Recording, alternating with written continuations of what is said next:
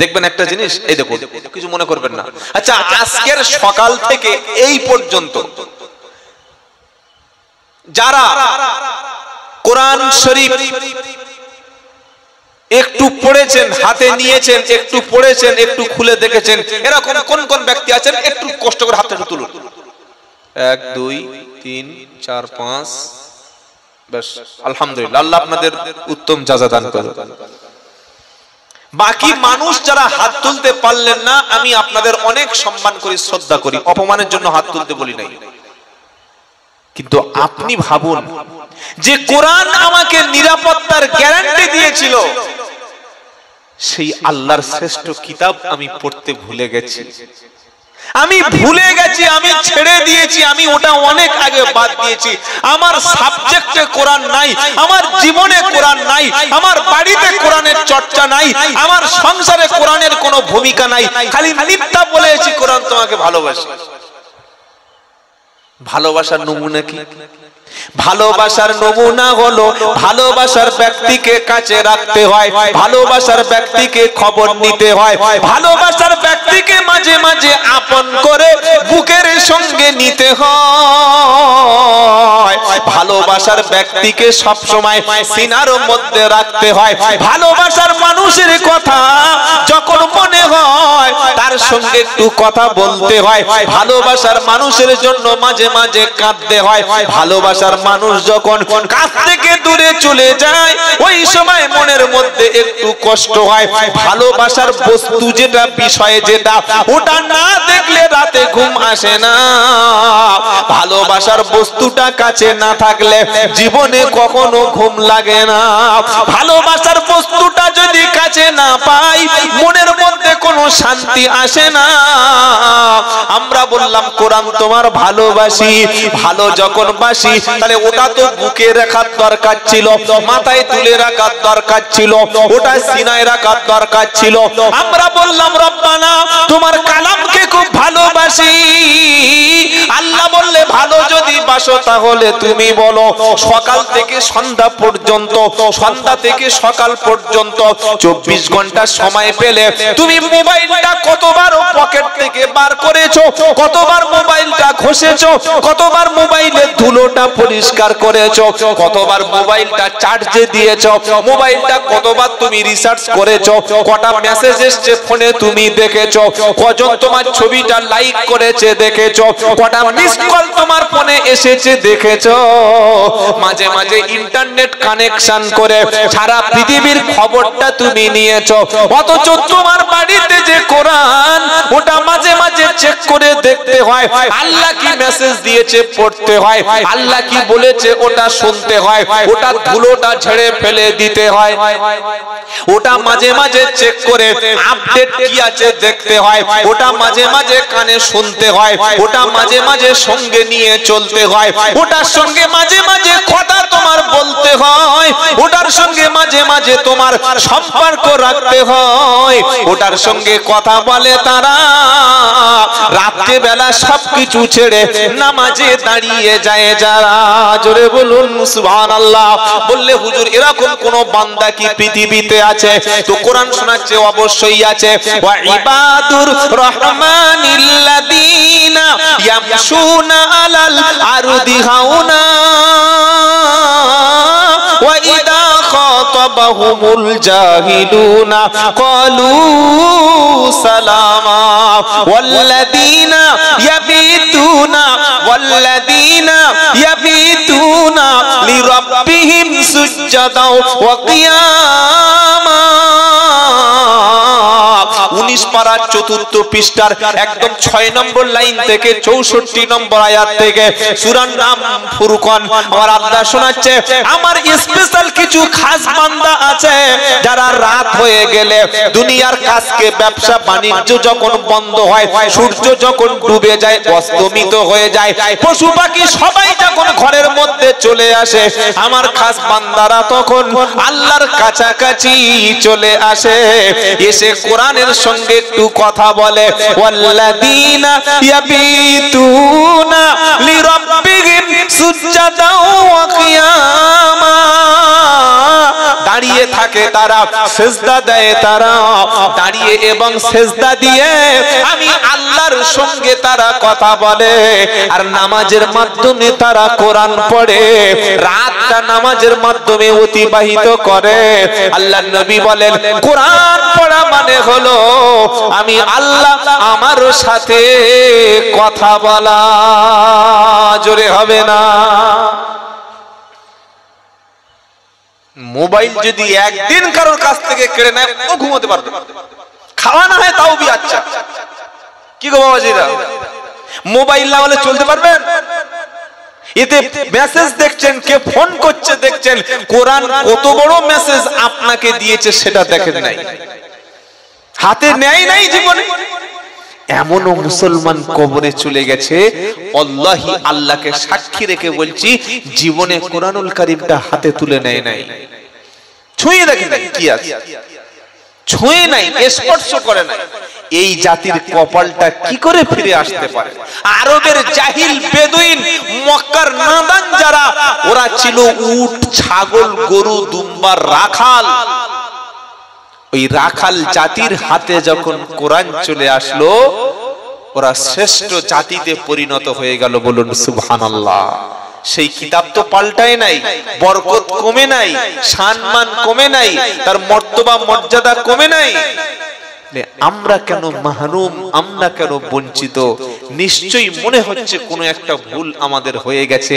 তাই মাদ্রাসা ভুল সংশোধন করে দিয়ে মাদ্রাসার শিক্ষা ব্যবস্থা বলে দিচ্ছে, ও জাতি, ও মুসলমান, ও ঈমানওয়ালা, তোমার সন্তানটা মদের দিকে যাচ্ছে, গাঁজার দিকে দৌড় দিচ্ছে, অনলাইনের নেশায় পড়ে গেছে, তোমার মেয়ের মধ্যে চরিত্র ধ্বংস হয়ে গেছে, তোমার বাড়ির মধ্যে শয়তানের আওয়াজ, তোমার বাড়ির মধ্যে কোরআন পড়ার লোক নাই, তোমার বাড়ির মধ্যে দ্বীন ইসলাম শেষ হয়ে গেছে। তাই বাঁচতে চাইলে কোরআন তোমার বাড়িতে তেলাওয়াত করো, তোমার ছেলেটাকে দিয়ে পড়াও, মেয়েটাকে দিয়ে পড়াও, তুমি শিক্ষা নিয়ে বেঁচে থাকো, শিক্ষা ছাড়া বাঁচতে পারবে না। মুসলমানের ছেলে একটু বড় হয়ে গেলে ব্যাঙ্গালোরে কাজে পাঠিয়ে দিচ্ছে, একটু বড় হলে গোপটে না গুজরাটে পাঠিয়ে দিচ্ছে, একটু বড় হলো পাঠিয়ে দিচ্ছে যা পুনে চলে যা, যা কেরালায় চলে যা, উড়িষ্যায় কাজে যায় কি যায় না? যায় না? আমি আব্দুল্লাহ জুবায়ের আপনার পায়ে দুটো ধরে বলে যাচ্ছি, খাওয়া যদি কোনোদিন আপনার এক বেলাও না খাওয়া হয়, আপনি মরবেন? একটু হ্যাঁ বা না একটু জবাব দিন। এক বেলা খাওয়া না হলে আপনি মরবেন না। কিন্তু আপনার ছেলে যদি স্কুলে না যায়, আপনার মেয়ে যদি পড়াশোনা না শেখে, আপনার বাড়ির মধ্যে আলেম যদি একটাও না থাকে, আপনি মরবেন, মরবেন, মরবেন। এই কথাটা লিখে আপনি আপনার মাথায় তাবিজের মতো ঝুলিয়ে নিন, যে আপনি যদি পড়াশোনা না করেন, আপনার বাড়িতে শিক্ষিত যদি না থাকে, আপনার পরিবারে একটা আলেম যদি না থাকে, আপনি শিওর মরে গেছেন, আপনি শেষ হয়ে গেছেন, আপনি শেষ হয়েই গেছেন। এতটা জরুরি শিক্ষা, এতটা গুরুত্ব ইলমের, এতটা গুরুত্ব দ্বীনের, এতটা গুরুত্ব পড়াশোনা। মুসলমান কুরবানির সময় প্রতিযোগিতা চলে, হুজুর বলে দিয়ে গেছে, নতুন করে আর বলার দরকার নাই। কুরবানির সময় প্রতিযোগিতা চলে, ওই শিক্ষা নিয়ে তো প্রতিযোগিতা চলে না। কুরবানির সময় ৮০,০০০, ১ লাখ, ১.৫ লাখ টাকার গরু সাইজ এই বড় বড় মাল নিয়ে চলে এসছে, খাবে বলে। ওটা খেয়ে আপনি বাঁচবেন কতদিন? চর্বি হবে, আপনার রক্ত বাড়বে, প্রেসার বাড়বে, মোটা মোটা ভুঁড়ি হবে, কিন্তু আপনার জাতি টিকবে না। কি দিয়ে টিকবে? কুরবানির মাংসের প্রতিযোগিতা কমিয়ে পাড়ায় একটা বড় আইপিএস অফিসার দরকার। আছে আমাদের আইপিএস, আছে আমাদের ডিস্ট্রিক্ট ম্যাজিস্ট্রেট, আমাদের হাতে পুলিশ আছে, আমাদের হাতে শিক্ষা তো শূন্য। কেন?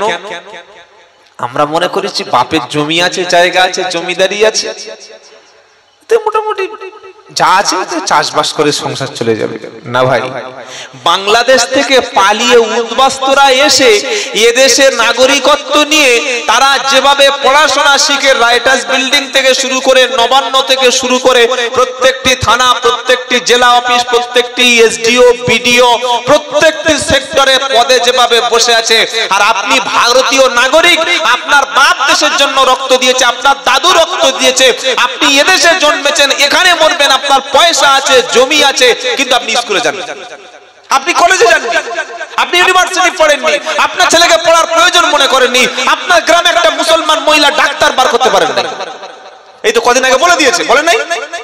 একজন ডাক্তার কি করে সাহস হয় এই কথা বলে যে আমি মুসলিম ডাক্তার রোগী দেখবো না? এটা বলেছে না, বলে নাই? হ্যাঁ না, আপনার খবর রাখেন না? চিন্তা করুন কোন বাংলা আমরা বাস করছি। একটা ডাক্তারের কোনো ধর্ম হতে পারে না, তিনি পার্সোনাল কোনো রিলিজিয়াস হতে পারে, হিন্দু হতে পারে, মুসলিম হতে পারে, খ্রিস্টান হতে পারে, কিন্তু একজন মুসলমান ডাক্তার যদি বলে আমি হিন্দু রোগীকে দেখবো না, তার মতো গাদ্দার পৃথিবীতে হতে পারে না। আপনারা কি বলছেন বলুন? ঠিক একজন হিন্দু ডাক্তার তিনি এই কথা বলতেই পারেন না যে মুসলমান রোগী দেখবো না। একজন বলেছে, আরো হয়তো কেউ বলতে পারে। তাহলে আমার মা, আমার বোন যদি তারা শিক্ষা থেকে পিছিয়ে আসে, আপনার জাতি টিকবে না। মাত্র 90 লাখ ইহুদি সারা পৃথিবীকে কন্ট্রোল করছে ইহুদি জাতি, আপনি জানেন না? এমন কোন ব্যবসা নাই, এমন কোন প্রতিষ্ঠান নাই, এমন কোন জায়গা নেই যে তাদের অবদান নাই। সারা পৃথিবী তারা রাজত্ব করছে। কিভাবে তারা করছে? কি আছে তাদের হাতে? তারা প্রত্যেকেই শিক্ষিত, প্রত্যেকেই পড়াশোনা করে। আর আমরা খালি বলছি আমরা 200 কোটি মুসলমান, নারাই রাখতো মুসলমান। কি করি মুসলমান? আমি প্রথমে কি শুনিয়েছিলাম যে একটা আলেম, একজন শিক্ষিত, একজন জ্ঞানী একটা সমাজ পাল্টে দিতে পারে, কিন্তু 30 কোটি থাকার পরে ভারতবর্ষে লাঠি, চড়, ঝেঁটা, মার কিচ্ছু করতে পারছে না, পারবেনই না। কেন? আল্লাহর নবীর একটা হাদিস সামনে আছে, শুনেন। নবী বললেন কিয়ামতের পূর্বে দস্তরখানে, দস্তরখান পর্যন্ত, দস্তরখানে খান ইনশাআল্লাহ, জামাই জামাই আসলে খান নাকি?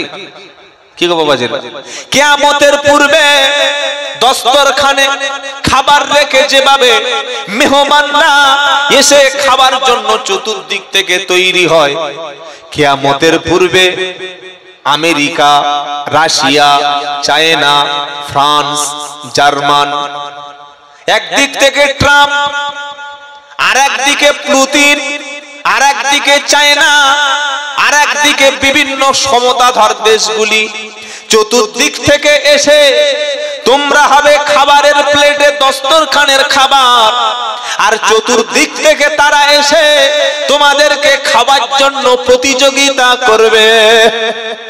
করছে না? করছে কি করে না? 50,000 ফিলিস্তিনিকে শহীদ করা হয়েছে। এটা চারটিখানি ব্যাপার না। কারা করেছে? আমেরিকার মদতে করেছে, ইসরায়েল করেছে। আর পাশে চতুর্দিকে সব মুসলমান দেশগুলি, একদিকে সৌদি আরব, একদিকে ইয়েমেন, আর একদিকে জর্ডান, আর একদিকে ওই মিশর, লেবানন, সব বসে বসে দুটোটা দেশে একটু মাঝে মাঝে সব বসে মজা দেখছে। নবীর হাদিসটা শুনছেন?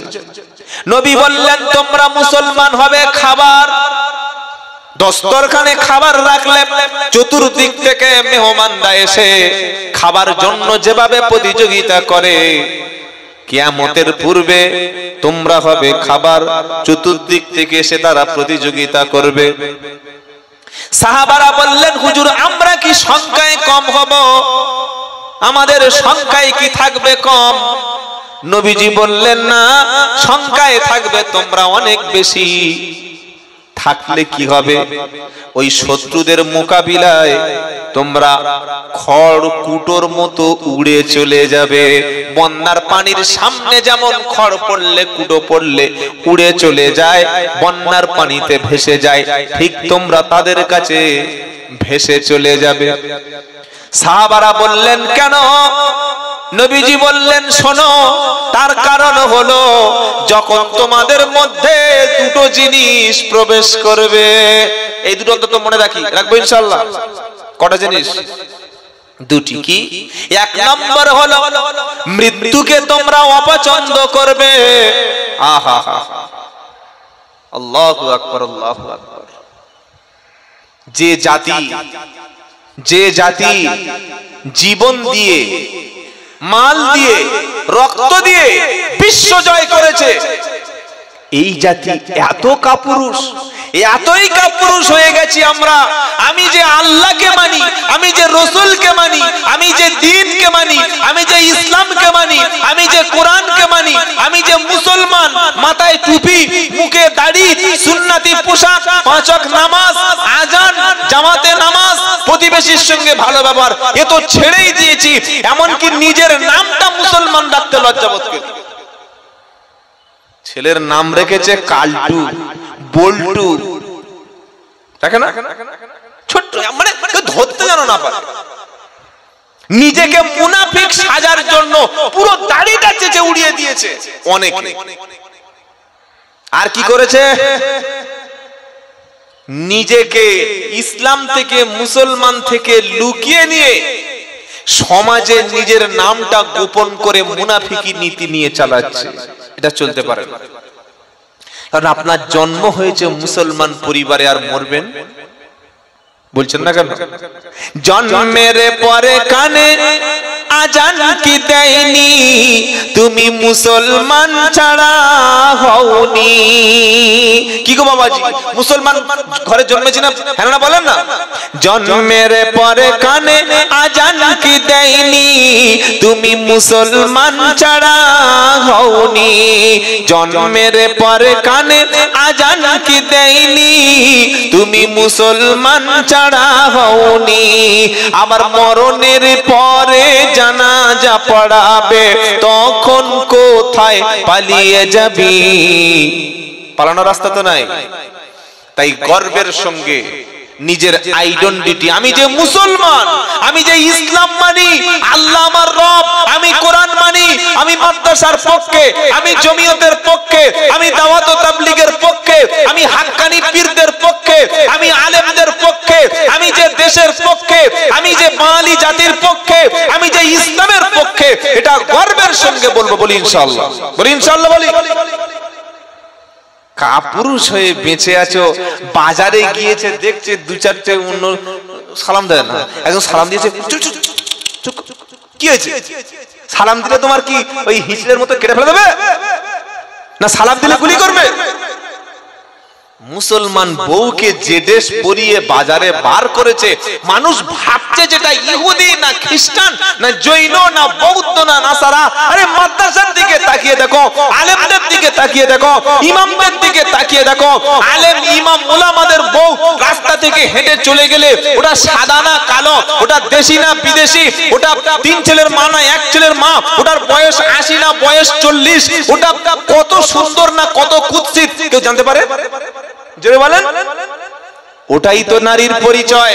নারী হচ্ছে সবচাইতে দামি, আর দামি জিনিস ঢেকে রাখতে হয়। তুমি তোমার বিবিকে তো গোটা পাড়ার ধর্মের ষাঁড়ের মতো, কুরবানির গরুর মতো তোমার মেয়েটার ফেসবুক অ্যাকাউন্ট খুলে দিয়েছো। তোমার ছেলের বৌমা ফেসবুক চালায়, তোমার কলেজের ফার্স্ট ইয়ার পড়া মেয়েটা ফেসবুকে রিলস ভিডিও বানায়, ফেসবুকে সে টিকটক ভিডিও বানায় টাকা ইনকাম করে, আর তুমি হাতে তাসবিহ নিয়ে আল্লাহ আল্লাহ আল্লাহ আল্লাহ আল্লাহ আল্লাহ আসমান থেকে বাঁচাবে? নিজেকে মুসলমান আগে তৈরি করুন, তবে আল্লাহর সাহায্যটা আসমান থেকে নেমে আসবে। বলুন সুবহানাল্লাহ। নিজেকে কোনোদিন হীনমন্যতায় ভাববেন না। ঈমান এনেছে যারা, তাদের জন্য তো আল্লাহ সুসংবাদ। বলুন না সুবহানাল্লাহ। আর মুনাফিক কারা? যারা একবার এ দলে, একবার এই যে দেখছেন আপনারা, আমাদের রাজ্যে কিছু নেতা আছে সবসময় 2 দলে পা দিয়ে চলে। এ দল ক্ষমতা মোটামুটি সবসময় ঠিক আছে, আমরা কি তাই করব? না ভাই, আমরা ঈমানদার। আমরা কি? জোরে বলেন। ঈমানদার। ঈমান যে এনেছি, এই ঈমানের উপরে জমে থাকতে হবে কি হবে না? জোরে বলেন। আর ঈমানের উপর জমে থাকে যারা, বিপদ মুসিবত আসলে ভেঙে পড়ে না যারা, কিয়ামতের দিন আল্লাহর জান্নাতি হলো তারা। বলুন সুবহানাল্লাহ। কোরআন শোনাচ্ছে, ইন্নাল্লাযীনা ক্বালু রাব্বুনাল্লাহ সুম্মা ইসতাকামু তাতানাজ্জালু আলাইহিমুল মালাইকা আল্লাহ তাখাফু ওয়ালা তাহজানু ওয়া আবশিরু বিল জান্নাতিল্লাতী কুনতুম তুআদুন। আল্লাহু আকবার। 24 পারা 19 পৃষ্ঠা 4 নম্বর লাইনের 30 নম্বর আয়াত, সূরার নাম হামিম সাজদা। কোরআন শোনাচ্ছে ইন্নাল্লাযীনা ক্বালু রাব্বুনাল্লাহ, যারা আল্লাহকে রব বলে মেনে নিয়েছে। সুবহানাল্লাহ বলি। আমি জন্মেছি মুসলমানের ঘরে, খ্রিস্টান হয়ে মরবো ইচ্ছা আছে নাকি? আরে হ্যাঁ না বলেন না। উত্তর 24 পরগনা ছাগল নাম সাবির আলী পুলম ওই পয়লকা হামলার পরে ও বললাম আমি ইসলাম থেকে বার হয়ে গেলাম। তো তুই ছাগল বার হয়ে যা না। যদি 100 কোটি মুসলমান পৃথিবী তার কালকে খ্রিস্টান হয়ে যায়, ইহুদি হয়ে যায়, নাসারা হয়ে যায়, বৌদ্ধ হয়ে যায়, ইসলামের ক্ষতি হবে? শুনেন না একজন ধর্মত্যাগ করেছিল উত্তর 24 পরগনা, স্কুলের শিক্ষক সাবির আলী বলে একটা ছেলে বললে আমি আর মুসলমান নাই। তো তুই মুসলমান ছিলিস কবে? নাম নিলে মুসলমান। তো চাইতে পাঁঠার দাম আল্লাহর কাছে অনেক বেশি আছে। ঈমান যখন এনেছি টার্গেট নি যে আমি ঈমান এনেছি, লা ইলাহা ইল্লাল্লাহ পড়েছি, আর মরণের সময় যেন এটা আমার জবানে জারি থাকে। ইনশাআল্লাহ বলে ইনশাআল্লাহ। টুপি যেমন একবার পরেছি, নিয়ত করি রব্বানা এই টুপিটা যেন মাথার উপরে ইস্তিকামাত থাকে। একবার যখন লা ইলাহা ইল্লাল্লাহ পড়েছি আর কলেমা ছাড়বো না। একবার যখন মুসলমানের ঘরে জন্মেছি আমি ইসলামের উপরে চলবো, আমি সত্য কথা বলবো, আমি মিথ্যা বলবো না, আমি হারাম খাবো না, আমি নাপাক থাকবো না, আমি গান শুনবো না, আমি জুয়া খেলবো না, আমি মিথ্যা বলবো না, ওজনে কম দেব না, আজান হলে আমি আমার রবকে আল্লাহ বলে মেনে নেব ইনশাআল্লাহ বলি। কোরআন কি শোনাচ্ছে? ইন্নাল্লাযীনা ক্বালু রাব্বুনাল্লাহ, যারা বলে আল্লাহ আমাদের রব, আমাদের রবকে জোরে বলেন। খাওয়া দাওয়া কি হয়েছে? ওদের সঙ্গে থেকে খাওয়া হয়েছে? কি খেয়েছেন বাবা? বিরিয়ানি? সুবহানাল্লাহ সুবহানাল্লাহ। বিরিয়ানির এই পাওয়ার কি গো? দেখি কারা কারা বিরিয়ানি খাননি, তাকবীর দেন, নারায়ে তাকবীর। খাওয়া হয়নি বিরিয়ানি? আরেকবার হবে তাই তো? লিল্লাহি তাকবীর। আচ্ছা, এই বয়স্ক মুরব্বির ওনার ভোল্টেজ আছে। আর আমি বললাম ওই ছেলেদের সব শেষ। ও বাইরে দেখছেন ফাঁপ মাল আছে, ভিতরে মাল নাই। তাকবীর, আল্লাহু আকবার। আশুকুনা যত বাধা, যত ঝড় সাইক্লোন, রাসূলের পথে মোরা চলবো ইনশাআল্লাহ বলেন। আহা হা। আজকের দেখলাম আস্তে আস্তে ফিলিস্তিনে ছোট ছোট বাচ্চাগুলি খাওয়ার অভাবে বুকের হাড় বার হয়ে গেলে আপনি দেখলে না যত কঠিন বিদায় হোক চোখে পানি এসে যাবে। আল্লাহর কসম, আল্লাহি আল্লাহকে সাক্ষী রেখে বলছি, 4 দিন 5 দিন খাবার নাই, উচ্ছিষ্ট নোংরা আবর্জনা, তার মধ্যে খাবার খুঁজে খাচ্ছে, বেঁচে আছে। তারপরেও তারা দিন থেকে, ইসলাম থেকে, বাইতুল মাকদাসকে হেফাজত করার জন্য তারপরেও তারা জীবন দিচ্ছে। বলুন সুবহানাল্লাহ। আমাদের কাছে বলছে মুসলমানদের, তোরা পাকিস্তানি না, তোরা এদেশে থাকতে চাস? ওই কথাটা যারা দেশের সঙ্গে গদ্দারি করেছে, যারা ব্রিটিশদের পা চেটেছিল, তাদের জিজ্ঞাসা কর, তাদের জিজ্ঞাসা কর। স্বাধীনতা আন্দোলনের ভূমিকা তো আলেমরাই দিয়েছে। এই মাটির নিচে রক্ত হিন্দুদের আছে, মুসলমানদের আছে। এই বাংলা থেকে স্বাধীনতার আওয়াজ উঠেছিল। তাই সামনের দিন কঠিন দিন। আমি আব্দুল্লাহ জুবায়ের বলছি, আপনার প্রতিবেশী হিন্দুকে আপনি শত্রু ভাববেন না। কেন? এই বাংলাটা হলো সম্প্রীতির জায়গা। কিছু কুলাঙ্গার, কিছু গদ্দার, কিছু বেঈমান তারা থাকতে পারে যারা বাংলার খেয়ে বাংলার সঙ্গে বেঈমানি করে, কিন্তু সবাই না। আপনি রাত্রিবেলা বিপদে পড়ে গেলে মুখ্যমন্ত্রী আসবে না, কংগ্রেস আসবে না, সিপিএম আসবে না, কেউ আসবে না। ওই হিন্দু ভাই কিন্তু কিছু না হলেও উকি মেরে দেখে অন্তত অ্যাম্বুলেন্স ডেকে আনবে। কথাটা সত্য বললাম না মিছে কথা বললাম? আবার যারা হিন্দু ভাই আছেন রাত 12টা 1টার সময় বিপদে পড়লে কোন নেতা নেত্রী পাশে আসবে না, ওই পাশের প্রতিবেশীটা কিন্তু আপনার খবর নেবে। সেই বাংলা এই বাংলা, এই বাংলার নজরুল, বাংলার রবীন্দ্রনাথ, বাংলার সূর্য সেন, বাংলার তিতুমির, বাংলার মীর কাসেম আলী, বাংলার সমস্ত মানুষ স্বাধীনতার জন্য প্রথম জেল খেটেছিল, রক্ত দিয়েছিল। আজকের বাঙালি ছেলেরা গুজরাটে, উত্তরপ্রদেশে, বিভিন্ন রাজ্যে গিয়ে বাঙালি ছেলেদেরকে মারা হচ্ছে। মারা হচ্ছে না? হচ্ছে কি হয় না? পুরো অবাক হয়ে যাই। যারা আমাদের ক্ষমতায় আছেন তারা একটা প্রতিবাদ পর্যন্ত করছে না, পিটিয়ে পিটিয়ে মারা হচ্ছে। উড়িষ্যায় আমাদের বাঙালিদের ছেলেদের মারা হচ্ছে। মারা হচ্ছে না? ঝাড়খণ্ডে মারা হচ্ছে, বিহারে মারা হচ্ছে। মনে রাখবেন, আপনি ঈমান এনেছেন যে কোনো মূল্যে, কোন ভয়ের কাছে, কোন কারোর ক্ষমতার কাছে এই ঈমান আমরা বিক্রি হতে দেব না বলি ইনশাআল্লাহ।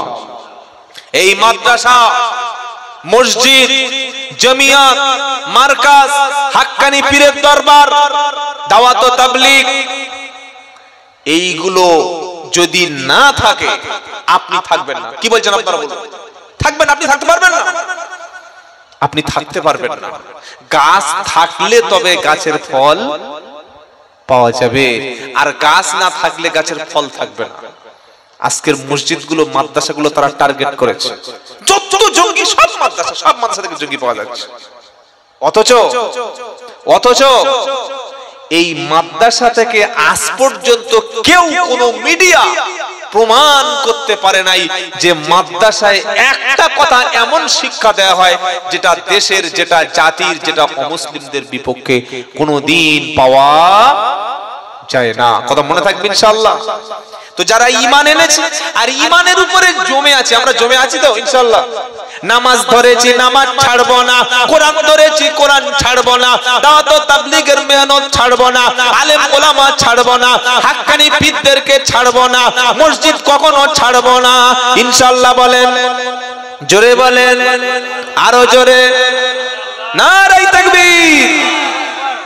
আসুক না যত বাধা, যত জড় সাইক্লোন, রসুলের পথে মোরা চলবো, এ জীবন বাজি রেখে বাংলার জমিনে মোরা দিনের সহকারে বাজবো। তাকবীর।